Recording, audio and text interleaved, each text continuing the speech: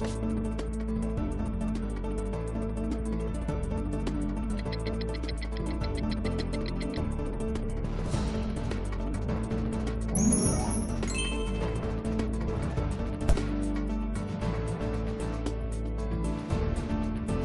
Friends, bright coaching के YouTube channel में आप सभी का स्वागत है। मैं हूं अमन शर्मा और आज से हम लोग आपकी 10th यूपी बोर्ड की क्लास स्टार्ट करने वाले हैं। ठीक है ना, ये क्लास होगी मैथमेटिक्स की।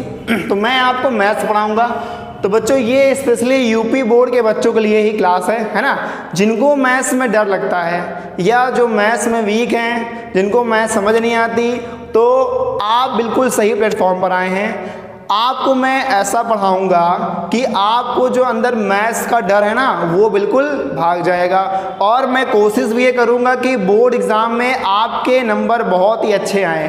ठीक है बच्चों, तो हम लोग क्लास स्टार्ट करते हैं, लेकिन उससे पहले कुछ बातें यूपी बोर्ड के बारे में बता दें। तो देखिए बच्चों, यूपी बोर्ड में पहले यूपी बोर्ड का एक अलग बोर्ड था, लेकिन अब यूपी बोर्ड ने क्या किया है, एनसीईआरटी को फॉलो कर लिया है।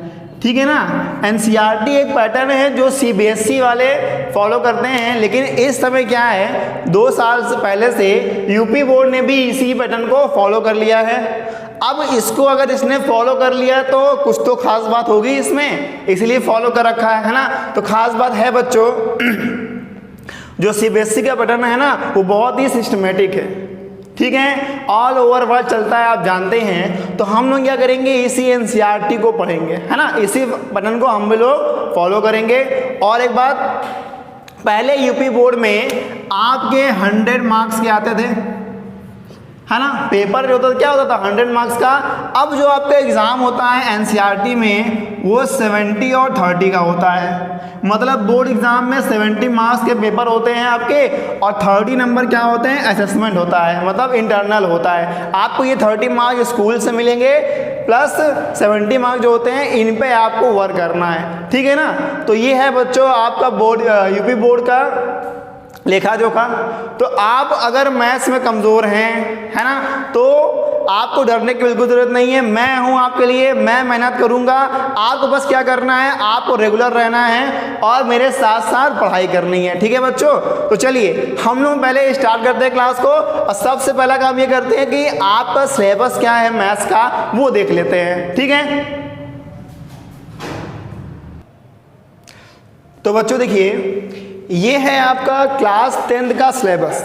ठीक है ना, यहाँ मैंने सब लिख रखा है, और कौन से चैप्टर कितने मार्क्स का आता है ये भी आपके सामने दिख रहा होगा। चलिए अब इसे करते हैं हम लोग डिस्कस कि कौन से चैप्टर हैं, कौन कौन से हैं, और कौन से चैप्टर कितने मार्क्स के आते हैं। पहला है आपका वास्तविक संख्या। ठीक है, सेकेंड आपका है बहुपद। तीसरा है 2 चर वाले रैखिक समीकरण युग्म। 4th वन इज द्विघात समीकरण। 5वां है समांतर श्रेणी, निर्देशांक ज्यामितीय, त्रिभुज, वृत्त, रचनाएं, त्रिकोणमितीय अनुपात एवं असमीकाएं, ऊंचाई और दूरी, वृत्तों से संबंधित क्षेत्रफल, पृष्ठीय क्षेत्रफल एवं आयतन, सांख्यिकी और प्रायिकता। कुल मिलाकर के 15 चैप्टर हैं। ठीक है ना, अब देखिए कौन से चैप्टर कितना वेटेज है, कितने मार्क्स का वो आता है, ये भी आप जान लें। क्योंकि एग्जाम में अगर आपको ये मालूम रहेगा ना कि कौन से चैप्टर कितने मार्क्स का आता है, तो एग्जाम में तैयारी करने में आसानी होती है।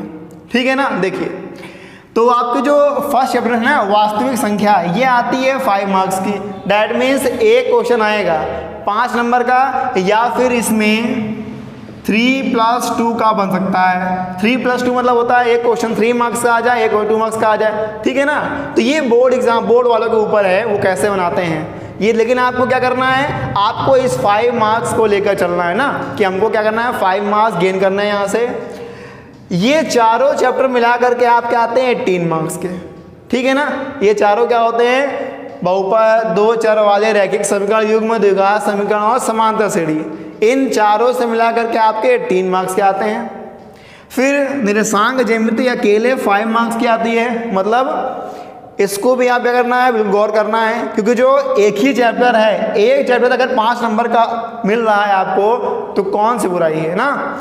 इसके बाद देखिए त्रिभुज, वृत्त और रचनाएं, ये तीनों ही ज्योमेट्री में आता है। ठीक है ना, मतलब ज्यामिति में आता है। तो ज्योमेट्री जो पोर्शन है वो टोटल मिला करके 12 नंबर का आता है। ठीक है, ज्योमेट्री आपकी 12 मार्क्स की आती है। इसके बाद बात करते हैं त्रिकोणमिति, अनुपात एवं असमिकाएं और ऊंचाई और दूरी। ये दोनों ही पोर्शन त्रिकोणमिति के हैं। ठीक है ना, और त्रिकोणमिति आपके लिए बिल्कुल नया चैप्टर है, मतलब इसके बारे में आप कुछ नहीं जानते, और ये दोनों मिला करके 12 मार्क्स के आते हैं। ऊंचाई दूरी भी आपकी त्रिकोणमिति का ही एक पार्ट है, मतलब त्रिकोणमिति आप पढ़ लेंगे तो ऊंचाई दूरी आपको अच्छे समझ में आएगी। उसके बाद वृत्तों से संबंधित क्षेत्रफल, उसके बाद आपका है पृष्ठीय क्षेत्रफल एवं आयतन। ठीक है ना, जो क्षेत्रफल वाले हैं ना चैप्टर्स, ये दोनों मिलाकर के आते हैं आपके 8 मार्क्स के। तो हो सकता है इसमें तो 4 मार्क्स, इसमें 4 मार्क्स आ जाए, या इसमें 6 मार्क्स, इसमें से 2 मार्क्स, या इसमें 6 मार्क्स, इसमें 2 मार्क्स। ठीक है ना, वो बोर्ड के हिसाब से अरेंज होगा। और लास्ट आपका है सांख्यिकी और प्रायिकता। तो ये दोनों जो चैप्टर हैं इनसे भी आपके 10 मार्क्स के एग्जाम में आते हैं। तो बच्चों आप देखिए कि किसका वेटेज ज़्यादा है। आपको ये दिख रहा है कि आप क्या क्या पढ़ लो, है ना, क्या क्या पढ़ लो कि आपको बोर्ड एग्जाम में मैक्सिमम मार्क्स गेन कर सकें। तो पहली बात तो ये देखिए, वास्तविक संख्या, इस चैप्टर को आपको अच्छे से तैयार करना है, बिकॉज 5 नंबर आपको यहीं से मिल जाएगा, है ना, एक चैप्टर से 5 नंबर। आपको यहाँ दिख रहा है कि 4 चैप्टर हैं, इन 4 चैप्टर से आपको 18 मार्क्स मिल रहे हैं, लेकिन यहाँ पे एक से क्या मिल रहा है, 5 मार्क्स के पूरे पूरे मिल जा रहे हैं। तो इसको आपको अच्छे से प्रिपेयर करना है। निर्देशांक ज्यामिति भी आपकी 5 नंबर देकर जाएगी अगर आपको अच्छे से आ गया तो। और ये दोनों ही चैप्टर बहुत ईजी हैं। अगर आप मेरे साथ पढ़ाई करते हो, ठीक है ना, जैसे मैं बोलता हूँ वैसे आप करते जाते हो, तो ये 5 नंबर कहीं नहीं गया। आपको 4.9 नहीं मिलेगा, पूरे पूरे 5 मिलेंगे अगर आप मेरे साथ पढ़ाई करते हो तो। ठीक है, आप देखिए इसके बाद जो ज्योमेट्री पोर्शन है ना, इसमें 12 मार्क्स की आती है। तो ज्योमेट्री कई बच्चों को बहुत अच्छी आती है, कई को बहुत कम आती है ना। तो करना क्या है, इसमें थोड़ी मेहनत करनी पड़ेगी इसमें आपको, है ना, थोड़ी मेहनत करेंगे तो, है ना, आई होप कि आपका 12 नंबर आ जाएगा आराम से, और नहीं तो कम से कम 10 मार्क्स तो आप इसमें गेन कर ही लोगे। ठीक है ना, अगर आप मुझसे पढ़ रहे हो तो। और ट्रिग्नोमेट्री आपके लिए बिल्कुल नहीं है, लेकिन बच्चों डरने की बात नहीं है, ये नया ज़रूर है बट बहुत ही अच्छा कॉन्सेप्ट है, बहुत ही अच्छा चैप्टर है ना। तो इसमें डरने की बिल्कुल बात नहीं है, क्योंकि ये आपको बहुत ही आराम समझ में आ जाएगा। 12 नंबर में भी आप कम से कम 10 मार्क्स तो आराम से गेन कर पाओगे। इसके बाद देखिए वृत्तों से संबंधित क्षेत्रफल ये भी है। तो इन दोनों में हमको एरिया फाइंड करना है, 8 मार्क्स के आते हैं, है ना। थोड़ी मेहनत वाला चैप्टर ये दोनों हैं। और उसके बाद ये दोनों भी थोड़ी मेहनत वाला है। सांख्यिकी आपने 9 में पढ़ रखी है, तो थोड़ी कम मेहनत करनी पड़ेगी आपको, है ना, हल्का सा उसी से कुछ ज़्यादा है, बहुत ज़्यादा भारी नहीं है। प्रायिकता भी 9 से थोड़ा सा हल्का सा आगे है ना, बहुत ज़्यादा इसमें भी दिक्कत नहीं है। तो ये 10 मार्क्स में भी आप 8 मार्क्स गेन कर सकते हो, है ना। इसमें अगर आप मेहनत करोगे तो आई थिंक 6 to 7 मार्क्स तो आपके आराम से आ जाएंगे, क्योंकि कुछ क्वेश्चंस के पैटर्न फिक्स होते हैं। मैं आपको हर पैटर्न के क्वेश्चन कराऊंगा, अच्छे अच्छे ट्रिक बताऊंगा कि एग्ज़ाम में कैसे आप करें कि उसके आंसर्स आ जाएं और आपको फुल मार्क्स मिले। ठीक है ना। इसके बाद देखिए त्रिकोणमिति मैंने बता रखा है ना, बाकी सब हो गया। वैसे चलिए बच्चों, ये आपका सिलेबस है, इसका आप एक स्क्रीनशॉट ले लें। उसके बाद हम लोग जो आपका फर्स्ट चैप्टर है ना उस पर आते हैं, वो हम करेंगे नेक्स्ट लेक्चर में। और तब तक आप घर पर रहिए, पढ़ते रहिए और रेगुलर रहिए बच्चों, ठीक है ना। अगर आपको कुछ सीखना है तो रेगुलर रहना पड़ेगा, ठीक है। बाकी मैं मेहनत कर रहा हूँ आपके लिए, आपको भी घर पर रह कर कुछ ना कुछ पढ़ते रहना है। जो मैं पढ़ा रहा हूँ भाई इसको आप रिवाइज करते रहिए, एंड आई गारंटीड कि आपका मैक्सिमम मार्क्स एग्जाम में आएगा। ठीक है बच्चों, तो आज के लिए इतना ही। अब मिलते हैं लेक्चर 2 में। Thank you so much.